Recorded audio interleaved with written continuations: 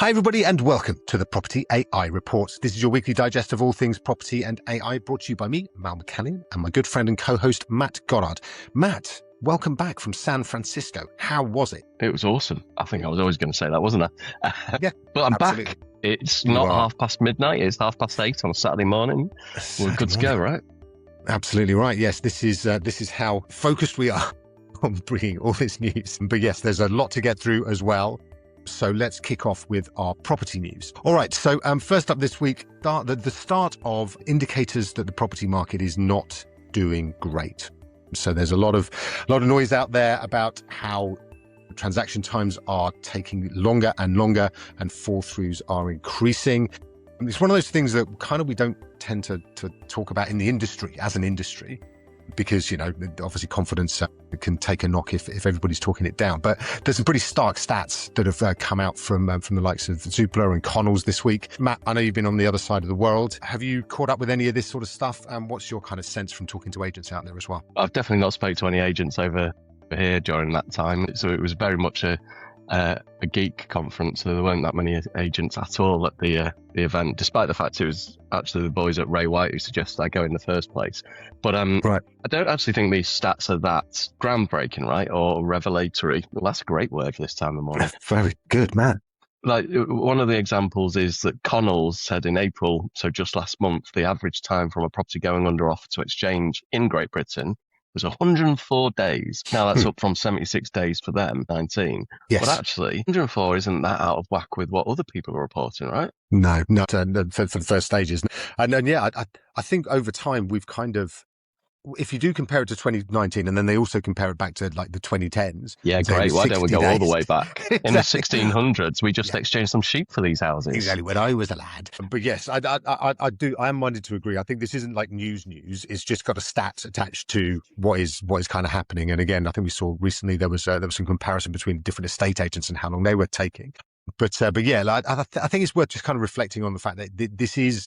It is a long time, right? My parents actually at the moment are trying to sell their place, and it's are been they on months My and months. Porter? Of course they are. Absolutely. Are they? Yeah, that was first place they listed. But yeah, it's been one of those things where it's just the change just keeps going, and people kind of waiting on this and that, and there's one form that's not been put in the right place. So it is taking a long time. And I think everybody's got stories that they know people for whom this has been a problem, and that again is not wildly unusual. But I do think that with all of the different pressures, and we'll talk in a sec about estate agencies under pressure as well. It kind of needs to be focused on, right? We were talking just off air about the housing secretaries and things like that. Somebody really needs to get hold of this and try and actually cram it through. We've had the example of Scotland since I first entered the industry back in the early 2000s, as being like over there they do it quite well just north of the border. Why don't we do something similar here? And it's just like, and nobody's done anything. So I do think it's worth just kind of reflecting on the fact that we've accepted this suboptimal process for so long now, and it's just elongating everything and making it really, really difficult to to make a living in an industry that's worth however many billion/trillion, right? It needs digitization, doesn't it? But then I saw a video, I can't remember who it was actually from now. I think it was from one of the guys at TM Group, where a very vital part of the process was actually housed up in a residential unit in the outskirts of Liverpool, and you had to go there in person or contact them manually. And it goes back to the conversation we've had before about Lonres, where one of the early things they did was go around the filing cabinets and actually digitize filing cabinets, right? And until we start doing that, I was fortunate, I guess is one turn of phrase, to be on a call about the new sort of property register as part of the Renters' Rights Act. And the conversations there are very, very early days, despite the fact that this is something that's been coming for a while. And it concerns me that we're getting better as a nation digitizing things like passport renewals, but actually a lot of the bits that are the plumbing underneath what we do in the property sector are still very manual and don't have that focus on them. I'm sure if we spend the money, we could do, but who's going to spend that money? Yeah, exactly right. And because it is such a fragmented industry, because there are conveyancers versus estate agents, and our conveyancers paid enough for them to focus on this. All those kind of arguments that again have been swirling around for so long. But yes, this news this week that kind of has a focus on just how difficult it is, I think helps to kind of crystallize it. But yes, I would be unsurprised if we were doing episode 125 in a year's time, and this is still a problem because there's no indications, and particularly now the government is going into its own paroxysms of chaos, infighting. Yeah, that it doesn't get solved. But look, there's the numbers are out. It is Zoopla also put some numbers out there this week saying that basically over half of properties actually fall through, which again, is a bald and, crazy stat. There are wildly differing reasons why that might happen. Obviously, some people just speculatively put properties on the market because they know they don't have to pay unless it succeeds. But at the same time, that's a lot of effort for very little reward. So yeah, I think that's, as we kind of build up into the autumn, hopefully, things are going to start to move again. But it does seem, from what a lot of people are saying and a lot of the conversations that I've been having, that, people are almost anticipating that summer may be coming a bit earlier this year with the Iran war and all that sort of stuff, and depressing people's appetite for change. But yes, I guess we'll see how all that pans out as we go through. Another slightly second story that is less than joyful is, again, articles that have come out this week about there's a sharp rise in estate agencies facing financial distress.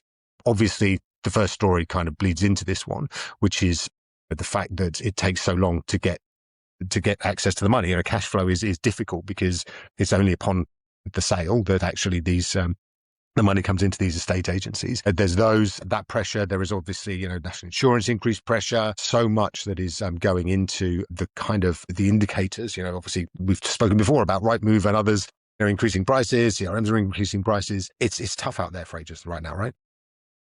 I was particularly taken on this financial pressure articles by who the research comes from. It's Begbie's Trainer Group's Red Flag Alert report that found that they're in critical financial distress. I'm sure somewhere else hidden in that will tell us what Begbie Trainer Group's Red Flag Alert report is trying to sell us. But we know it's difficult, and if you're not selling houses, you're not making money, right? And that's before, like last week, you referred to the additional charges Rightmove are about to start levying on estate agents, which just takes another massive chunk out of their income as well, doesn't it?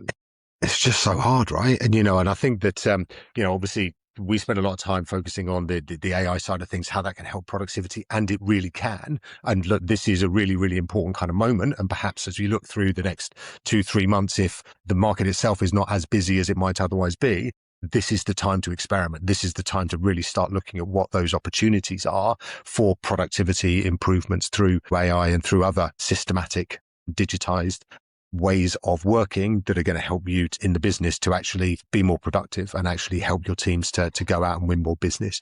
Because Begbie's Trainer, I think they are they're administrators. So I think what they're selling is basically the ability, if your business is about to go out of business, come and talk to us and we'll help you, blah, blah, blah. So yes, I think that's why they've kind of flagged this. But yeah, the numbers are pretty stark and pretty gruesome. 15.1% of property and real estate firms in critical financial distress compared to the same period last year, which is punchy, right?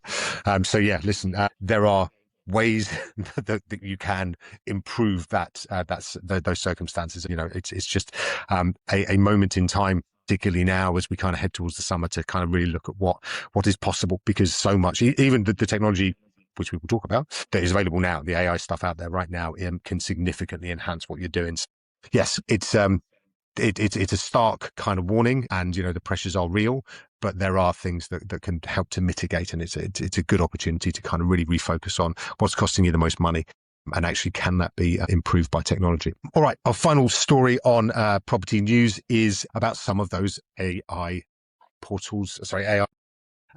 tools that are coming out of various different entities, and some stories about that. So we will just briefly touch on the Alto CEO, Riccardo Iannucci Dawson, has come out and basically slammed every other CRM. The CRM wars have been going on for a couple of weeks now, and with everybody kind of having their competing different, RAI is the best, no, RAI is the best. And yes, he's come out quite strongly yesterday morning, Friday, and basically saying that the AI your CRM is selling isn't AI, it's a promise. Now, that could be directed at a few of the others that have brought out various things over recent weeks. But his approach is slightly different, isn't it, Matt? And this is very much obviously in your kind of your wheelhouse. It's not actually that they're baking it into Alto; it's that they've got partners that have the links that have got the AI. Is that right? I think from what I saw of their launch, I'm going to choose my words wisely. There's a few of the AI launches that happened over the last couple of years. If you think about sort of the CRMs that had the image edits built into the Yeah. CRM, or even the property descriptions, that almost that superficial sort of generative AI approach. And funnily enough, Ricardo in his article calls out that being the first stage of it. And from the launch, Alto seems to be just bringing those sort of superficial bits into the product, and then the rest were all geared around partners who are using AI. So it seems a little bit, and tongue in cheek's the wrong phrase, but the fact he's come out really aggressively, it feels to me like maybe their launch flopped a little bit, or maybe didn't have the reaction they were hoping for, because Repeat, A Street, Rex have all come out with these quite powerful, in-depth ones that utilize the wealth of data that maybe those newer CRMs I've touched on don't have in their systems, or data, as I've been getting told over the last week. And you and your kids would have loved it. Data, beta, bada, all that sort of stuff. But I don't really read these articles normally in the online press, because they strike me as like the celebrity gossip sections of The Sun. But he's obviously come out quite punchy in there, and it feels like almost that reactionary to how their launch went. And the good news is that these sort of articles are like the old-fashioned papers, aren't they? Tomorrow's fish paper. So actually, once our pod's aired, people will forget about it, because I think the other CRMs have obviously gone in strong, and Alto may be scrambling to see where they plug the gaps. Yeah, interesting. Yes, digital fish paper. That's what this pod is. I'm quite hungry now. Right. It's probably about, I don't know, dinner time for you in your brain right now. All right. So also in the AI space, we've had a couple of other sort of entries. So Lunres, a bit of a niche product in London, obviously, but very good. And as you said, they were how they set themselves up right at the start with the digitization of loads of filing cabinets properties was amazing. And 25 years later or whatever is still going. Great guns. But they've come out and said that they're launching some AI. And I just thought it was quite interesting that essentially they're kind of joining the party a little bit. It's called AI Boost. It's free for its agents and subscribers. And it says that they tag AI onto the property, and then it will be made available to some AI platforms. So it sounds interesting. It sounds, a fair play to them. Again, they're kind of putting something out there. But I thought what was really interesting as well was it very specifically, and it was almost like, don't worry, said this does not compete with the portal. It's like almost like that just made me wonder why they felt they had to say that. Is there some kind of thing underneath that is that they're concerned about, that the portals might cut them off or something? Do you know what I mean? It was just a really kind of interesting sort of thing that they felt they had to put into the press release, was that we're doing this AI stuff, but it's not competing with portals. So just very interesting business that they are getting their AI in. And then the final one that we wanted to just touch on was Moneypenny's really quite interesting, punchy idea. So that they've got adverts out. I've received a lot of email shots from the news sources saying things like, selling the family home, there's nothing artificial about that, giving you real people for the calls that matter, and AI for the in-between. So they're really trying to make a virtue of the fact that they've got humans and AI at the same time. I just thought that was really interesting. What are your thoughts? I think that's been key for them for a lot of this for probably a good year now, isn't it? We saw it with Klarna, where they went aggressive and got rid of all of their support because they felt actually we can get AI to do this, and AI can answer the phone calls. And maybe 3 or 4 months later, Klarna rolled back, and not rolled back, that's the wrong turn of phrase. They actually heavily invested in third lines. So normally the first line is like the loggers and floggers, take your ticket, say if you turned on the computer, it turns it off and on again. Then you go second line, who maybe say, actually, I'm now going to try and understand what you got. And then third line are the people who actually pick it up and fix your problem, right? Yeah. A lot of that first and second line got replaced by AI and will continue to be. But Klarna then employed heavily in that third line, which is, you actually really want to speak to a human now because you have got a problem we can't fix. Here's Mal to speak to. I think that is really Moneypenny's sweet spot, is that all that automations of, I want to book a viewing on 3 Caldecott Road, well, that could be picked up and dealt with, or you're trying to get through to Mal and he's currently out on viewings, I'll take a message and pass it on. That is where AI excels. But actually, when you've got something really complex or just emotionally you want to speak to a human, that's where obviously Moneypenny can sit in and take those calls, which a lot of the AI phone answering systems won't have, will they? Unless obviously they just divert straight over to the Moneypenny. The agents, yeah, exactly. So so loggers and floggers, that's what we're calling the first line, is AI loggers and floggers. Brilliant. So again, lots and lots of kind of different products and services kind of being advertised with AI baked in. I mean, just really interesting to see that the industry is kind of moving very significantly, I think, in the last few months into this world where everything has got AI somewhere in it, even from Lunres upwards. All right, that is our property news for this week. Let's focus in on our AI and tech news. All right, there is plenty to go at, isn't there, Matt? If we start with, should we start with Cerebras? Yeah. So this is a tech firm based over in the States. They had their IPO on Thursday, I think, wasn't it? So they floated on the stock exchange out there, and basically, these guys are all about the kind of their chips, but not quite as good as Nvidia, which is the market leader, and some of the others. But it just kind of goes to show just how much demand there is for this kind of power. So its share price popped by 108% or something like that on the first day, dropped a little bit back yesterday. For me, this just kind of indicates that, there are more IPOs coming later on this year. There will be. We're looking at definitely SpaceX, I think, which also has XAI in it. We're looking at OpenAI and potentially Anthropic as well. But the appetite for this is significant. And this relatively unknown and sort of, almost third tier kind of operator has suddenly managed to make an absolute fortune because, the appetite for compute is only going one way, as referenced by, the fact that even some of our, what you might call a sleepier property businesses are now firing on all AI in their kind of press releases and stuff. So Matt, what did you make of this? Well, it's the first big IPO of 2026, isn't it? A tech IPO. So really sort of a lot of eyes on it with everything, as you alluded to, later this year. So certainly very interesting to see and obviously keep an eye on that now. Now that it's kicked in, I think, as you touched on, the talk about how we get more compute and get those resources coming through. I've heard just this week that Anthropic are now talking about sending things into space to try and deal with, and that's not just because of doing the deal with Elon and sort of going on his mission to Mars.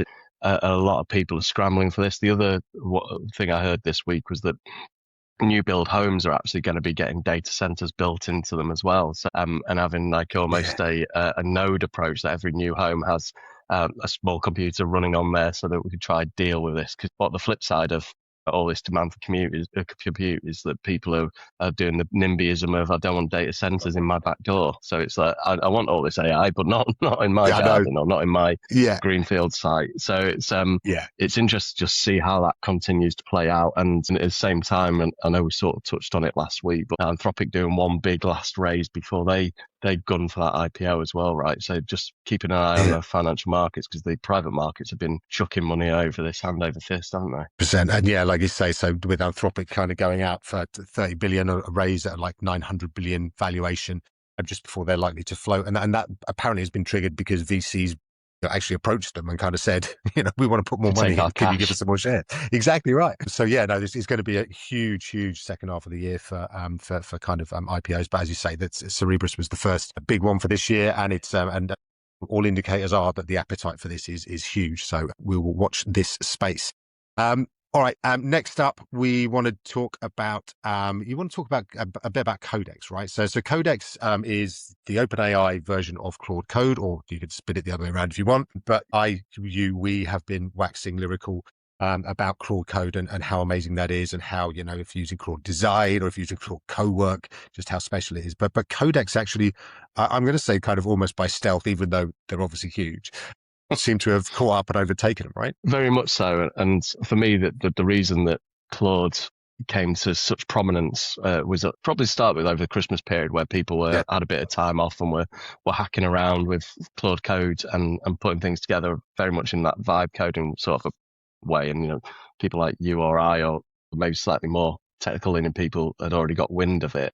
But then Cowork was such a shift because it suddenly said, well, don't worry about Claude Code and the fact you need to run it in a terminal, and it's very sort of tech forward in that respect. Here's something that's a bit more approachable, and Cowork was what we all leaned into. And Cowork's been brilliant, although one of the challenges is that if you've got Cowork running on your laptop and you then want to do something while you're out and about, you can interact via Dispatch, which is one of the features you can use on your mobile. But that relies on the laptop still running. So if you find yourself in San Francisco, for example, and trying to get some information off it and that laptop's not connecting anymore, then you can't do anything anymore. And that's where other providers like Perplexity Computer and Manus, who are good pals of the show, and they now listen, having met them at the conference, and Victor there will be giving us a like and subscribe, I'm sure, with the rest of the Manus gang. But these ones where they're always with you. And Codex is sort of, as you say, by stealth, because it's not done the pivot of saying, here's a non-tech friendly version like Cowork Mm, did. It's mm. continued being Codex, yet taking on the non-coding type approaches where you want to prep for a meeting or do some research or produce some documents. Codex Yeah. hasn't created a new app for that. It's very much heading towards this OpenAI super app, which is going to combine Codex and ChatGPT and their Atlas browser all into one significant product, which I think will probably come later this year. And so actually, without saying Codex now works for the layperson, Codex is now working for the layperson. And we've probably not covered that enough, which is why it's sort of coming through in stealth. And what's just been released last night is now Codex is in your ChatGPT mobile app. So if you do want to Mm. ask something of it, you don't need your laptop to be running, and you can use your dev boxes in your remote environments to continue a conversation while you're out on your dog walk, or you're sat at a conference in San Francisco, or you're trying to prep for a meeting and you've forgotten what your notes are. You can say to Codex, can you send over the summary of what I need to be asking Mal this morning? And it comes through to your mobile app. So if you've not looked at Codex, it's probably going to be our tool of the week as well. Well worth downloading. It's available on both Mac and Windows, not just Mac. And like we touched on last week, a lot of these are very much Apple forward products. It's available now. You can look at it and it can help you prep for your meetings. It can help you digest those long running documents, do all the things that if you're using Cowork, you can utilize it, but now you can do it on the go as well. Yeah, so I absolutely, everybody out there do have a look at it, because it is, as Matt says, as good if not better than Claude now. Obviously, it is kind of like a bit of an arms race where everybody keeps leapfrogging each other, but OpenAI is right up there right now, and actually I think it's a bit cheaper than Claude right now. So Claude, And one of always the things on. about Anthropic, one of the things about Anthropic is, it is struggling for compute, because so many people are using Claude Code now that actually they're putting the prices up because they've got to try and throttle some of the demand. I think your stat and one that I saw, you were over in San Francisco and you actually saw somebody from Claude up on stage, didn't you? We did, yeah. The head of industries, probably the standout presentation for me, but obviously we're big fanboys of Anthropic. So seeing their demand, the model demand being sort of the 5x, and actually they're hitting 80x demand. So the presentation, head of industries was basically a salesperson, but the head of sales for Anthropic, and talk about how they've geared up for that unprecedented level of demand, and how they're not just turning people away by not responding to leads, which sounds very much like our industry, doesn't it? Yeah. And it was an impressive presentation, but you can understand why suddenly they're scrambling, and you would do that, right? If you've got unprecedented demand, exactly. I mean, if you've got charge for it, that 80 exactly, 80x is like insane. That's so mad. it's all my right, good. So my OpenAI model prop star. absolutely. So OpenAI do have a look at Codex. Also, OpenAI have been in the news because they are, and indeed Anthropic as well, are both creating kind of new areas of their business where, and again, this comes partly from your sojourn over to San Fran, where people are talking about FDEs. So let's introduce that acronym. What does it mean? So we actually touched on this without realizing over the last couple of weeks when we were looking at the AI launches by the residential property CRMs, sort of the obviously Reapit have alluded to it, or was it Cortex by Street, Rex with their AI offering, and Alto with their partnerships have been, it's great that people are bringing out these agentic options in their platforms, but who's actually going to configure and deploy these when agents a lot of times struggle to even get the system doing email templates and such like, and actually FDEs has come out of that, and they're basically forward deployed engineers. So what Anthropic and OpenAI have realized is it's great having this power and then this opportunity, but there's a capability overhang. And we know that there's loads of things we want to do and just don't have the time in the day to sit down and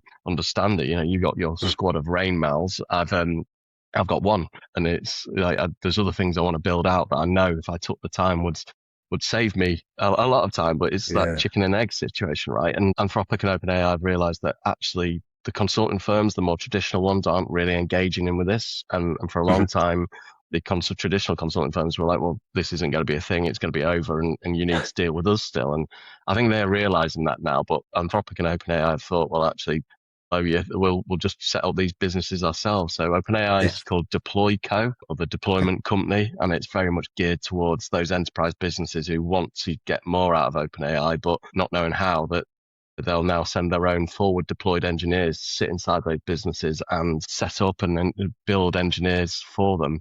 Sorry, build agents for them.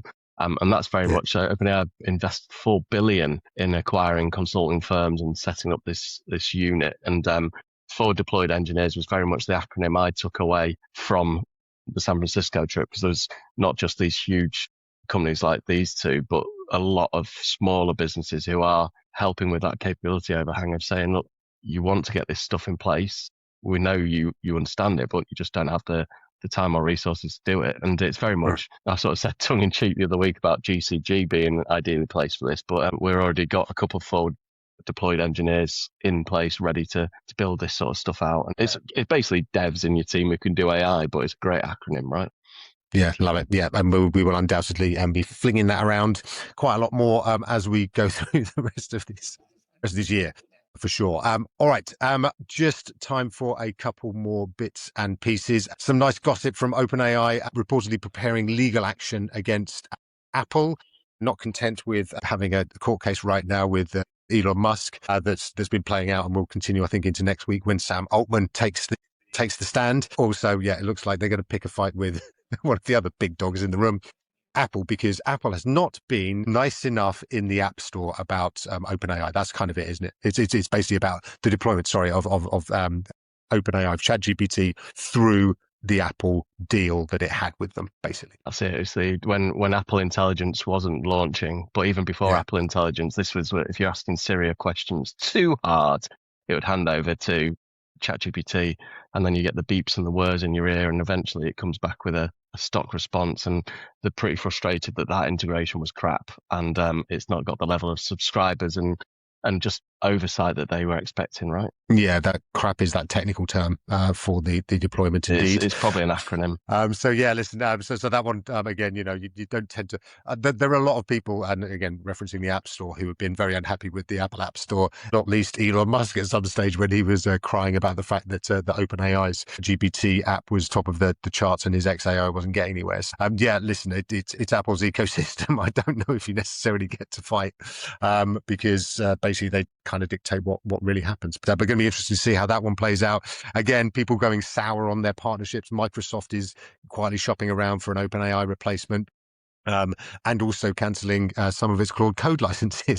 So, again, it just seems that there's all these tectonic plates are kind of just crunching around each other and moving in slightly different directions. I thought the Microsoft cancelling Claude code was quite interesting because they're going to be trying to use their own one, aren't they? That's Microsoft, it. Basically. Yeah, exactly. I don't know how the devs are going to react to that. But, exactly right. Very much focusing them into the GitHub Copilot CLIs instead of using Claude code. Rather. Yeah, I don't know if anybody's been using Copilot out there, but it remains one of the most frustrating experiences of my life is trying to get Copilot to do anything particularly This is actually helpful. just for the geeks. It's GitHub Copilot, so it's the code one rather than the Windows Copilot. So slightly different, but yeah, frustrating. And stupidly the same name. I mean, come on. Anyway, yes.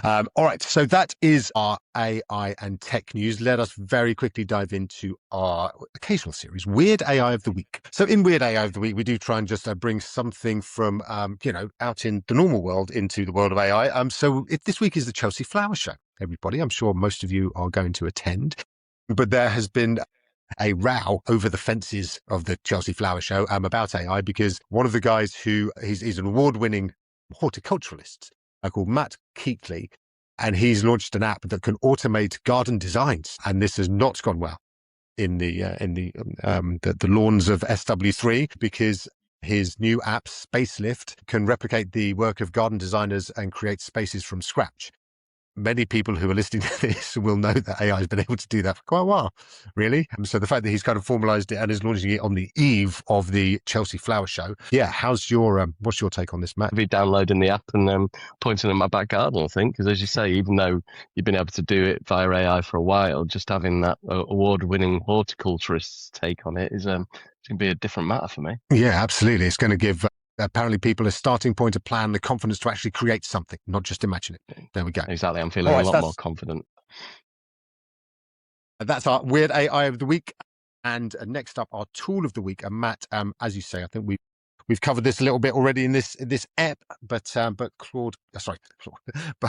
OpenAI's Codex is something that people need to be paying attention to this week, right? That's exactly it. If you've got the ChatGPT app, then you're more than likely going to start to see it would come out with the latest update anyway. But if you're a Windows or a Mac user, well worth downloading and having a look. And if you're using Cowork, just chuck some of the situations that you'd normally put a Cowork at Codex and see the difference that comes in between the two. Absolutely, always worth checking out the comparing and contrasting, because there can be some phenomenal stuff. And I actually kind of often I'll get Gemini and Claude and ChatGPT almost to ask them all the same question and then see what kind of comes back.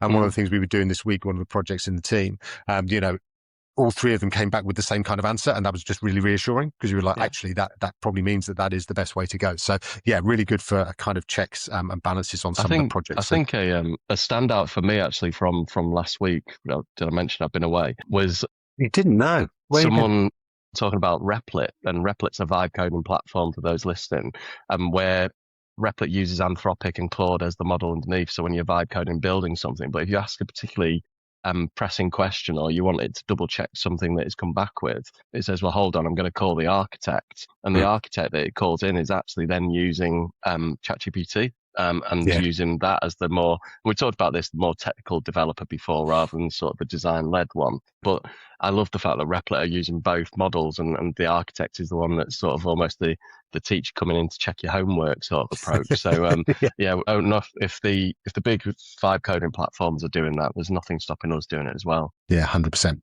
All right, that is all we've got time for this week. Thank you very much indeed for listening in. We'll be back next week with plenty more property and AI news. Matt, what are you up to for the rest of the weekend? Are you just sleeping? It's Everton v Sunderland tomorrow, so it's the last game of the season at home, my last season ticket season, so it'll be a sad day. But it's also next week at Google I/O on Tuesday and Wednesday, we'll be keeping a very close eye on what drops from that. Yeah, exactly. So again, you will have heard that OpenAI has been very noisy. Actually this week we've had Microsoft with XAI, we've had Claude, all of them, and Google has been very, very quiet over the last sort of 3 or 4 weeks, while everybody else has been piling the new models. So we anticipate, don't we, that there will be something quite significant coming out of that. There's so we will keep you up new to date. Video model coming, isn't there? Definitely. Yeah, which I can't wait to get my hands on, because I'm a big fan of VO 3.1. So what this one is it looks very exciting. So we will keep you up to date. Do listen in again next week. We will catch up with you again in 7 days. Have great weeks. Take care.